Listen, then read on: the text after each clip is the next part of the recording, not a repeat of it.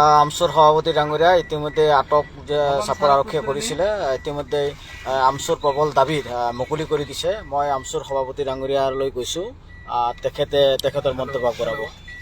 মই মোৰ সংগঠনৰ সমূহ সতীৰ্থ, অসমৰ সমূহ আমচুৰ শুভাকাংক্ষী, অসমৰ এই অন্যায়ৰ বিৰুদ্ধে মাত মতা সমূহ ৰাইজ, মোৰ সকলোকে মই আন্তৰিকভাৱে ধন্যবাদ জনাইছোঁ। যি সময়ত আমি আন্দোলন কৰিছোঁ, আমি ন্যায়ৰ পক্ষত আন্দোলন কৰিছোঁ, আমি যি অমানৱীয় উচ্ছেদৰ বিৰুদ্ধে আন্দোলন কৰিছোঁ, মানুহক পুনৰ্সংস্থাপন লাগে তাৰ কাৰণে আন্দোলন কৰিছোঁ, মানুহৰ লগত যি অমানৱীয় অত্যাচাৰ চলিছে তাৰ বিৰুদ্ধে আমি আন্দোলন কৰিছোঁ। আমাৰ আন্দোলন অব্যাহত থাকিব। তেনেকুৱা ভয় ভাবুকি পুলিচ দি গ্ৰেপ্তাৰ কৰি আমাৰ আন্দোলন স্তব্ধ কৰিব নোৱাৰে। এই আন্দোলন আমি সমগ্ৰ ৰাজ্য জুৰি সমগ্ৰ ভাৰতবৰ্ষতে আমি আন্দোলন লৈ যাম যে অসমৰ ধৰ্মীয় সংখ্যালঘুসকলৰ ওপৰত কি ধৰণে হিমন্ত বিশ্ব শৰ্মাই টাৰ্গেট কৰিছে। গতিকে মই পুনৰবাৰ মোক যি গ্ৰেপ্তাৰ কৰিছিলে, এই গ্ৰেপ্তাৰ কৰাৰ সময়ত যিসকলে মোক সমৰ্থন কৰি মোক মুকলি কৰি দিব লাগে বুলি ক'লে, যিসকলে চিন্তিত হৈ আছিলে, মই সকলোকে কৈছোঁ যে চিন্তা কৰিব নালাগে, ইতিমধ্যে মোক মুকলি কৰি দিছে। মই সকলোকে মই আন্তৰিকভাৱে ধন্যবাদ জনাইছোঁ। এই মুহূৰ্তত আমচুৰ এইটো মুহূৰ্তত আমচুক আপোনালোকে সকলোৱে যি ধৰণে ছাপোৰ্ট কৰিলে, যি ধৰণে সহযোগ কৰিলে, যি ধৰণে আমাৰ এই প্ৰতিবাদক সমৰ্থন কৰিলে, যি ধৰণে অন্যায়ভাৱে মোক গ্ৰেপ্তাৰ কৰাটোক আপোনালোকে প্ৰতিবাদ কৰিলে, সামাজিক মাধ্যমতে হওক বা য'তেই হওক আপোনালোকে প্ৰতিবাদ কৰিলে, তাৰ কাৰণে মই সকলোকে আন্তৰিকভাৱে ধন্যবাদ জনাইছোঁ।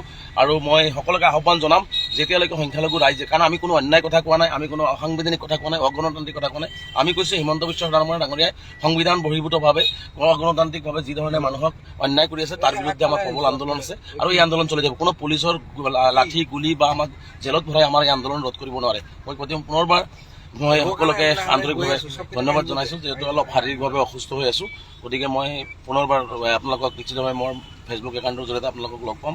গতিকে এই মুহূৰ্তত মই সকলোকে আন্তৰিকভাৱে ধন্যবাদ জনাইছোঁ আৰু আপোনালোকে সহযোগ কৰাৰ বাবেও মই ধন্যবাদ আৰু কৃতজ্ঞতা জ্ঞাপন কৰিছোঁ। আগলৈ আমাক এনেকুৱা ধৰণে আপোনালোকে মৰম সমৰ্থন আৰু আপোনালোকে সুপৰামৰ্শ দি যাব বুলি মই আশা কৰিছোঁ। চাওক, এটা কথা আপোনাক মই কৈছোঁ যে মই যদিও আপোনাৰ সতীৰ্থ, কিন্তু আজি হিমন্ত বিশ্ব শৰ্মা চৰকাৰে যি অন্যায় অত্যাচাৰ আৰম্ভ কৰিছে, এই অন্যায় অত্যাচাৰৰ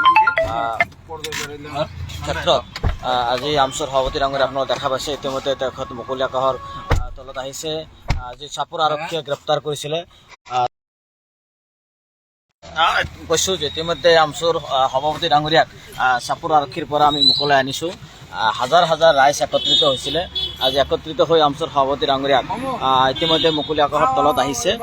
মই আমচুৰ সভাপতি ডাঙৰীয়াক এটা কথা ক'ব বিচাৰিছোঁ যে আজি তেখেতে ৰাজ্যবাসীৰ যি অন্যায় অত্যাচাৰ কৰিছে অসম চৰকাৰে, এই ক্ষেত্ৰত তেখেতে পৰৱৰ্তী কি পদক্ষেপ চৰকাৰৰ বিৰুদ্ধে গ্ৰহণ কৰিব, মই এই কথাটো জানিব বিচাৰিছোঁ। নিশ্চিতভাৱে আমাৰ এই আন্দোলন অব্যাহত থাকিব। আমি আইনী যুঁজ চলাম। আইনী যুঁজ ইতিমধ্যে কিছুমান কাম আৰম্ভ হৈছে। লগতে আইনী যুঁজ চলিব, গণতান্ত্ৰিক আন্দোলনো চলিব, লগতে আমাৰ বৌদ্ধিক আন্দোলন চলিব আৰু সমান্তৰাল কাৰণে আমি কলিয়াবৰ নগাঁৱত সমগ্ৰ ভাৰতবৰ্ষতে আমি বিভিন্ন ষ্টেটত আমি এই কথাখিনি কৈছিলোঁ। গতিকে আমি 15 আগষ্টৰ পিছত আমি দিল্লীলৈ যাম। দিল্লীলৈ গৈ আমি ভাৰতবৰ্ষৰ বিভিন্ন ৰাজ্যৰ যিসকল সাংসদ আছে, সমনিৰপেক্ষ সাংসদ, যিসকল বুদ্ধিজীৱী আছে, বিভিন্ন ষ্টেটৰ প্ৰয়োজনত আমি মুখ্যমন্ত্ৰীসকলকে সাক্ষাৎ কৰিবলৈ চেষ্টা কৰিম, যাতে অসমৰ সংখ্যালঘুসকলৰ প্ৰতি অমানৱীয় অত্যাচাৰ আৰু নিৰ্মম অত্যাচাৰ চলিছে, এইবোৰৰ যাতে সকলোৱে প্ৰতিবাদ কৰে আৰু মানুহখিনি যাতে ন্যায় আৰু নিৰাপত্তা পায়। ধন্যবাদ। মই পুনৰবাৰ কৈছোঁ যে আমচুৰ সভাপতি ডাঙৰীয়াক ইতিমধ্যে মুকলি কৰি দিছে চাপৰ আৰক্ষী থানাই।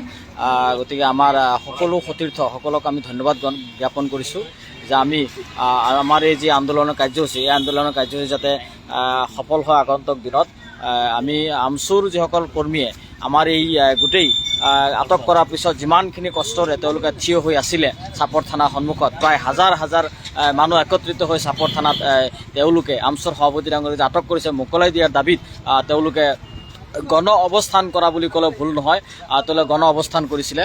গতিকে সেইকাৰণে তেখেত ইতিমধ্যে যিহেতু আহি পাইছে, তেখেতৰ ৰিয়েকশ্যন ব্যক্ত কৰিছে। মই দেখাই আছোঁ আপোনালোকক যে আমচুৰ সভাপতি ডাঙৰীয়া ইতিমধ্যেই তেখেত মুকলি আকাশৰ তলত আহিছে, তেওঁৰ মুকলি কথাবিলাক ব্যক্ত কৰিছে। এতিয়া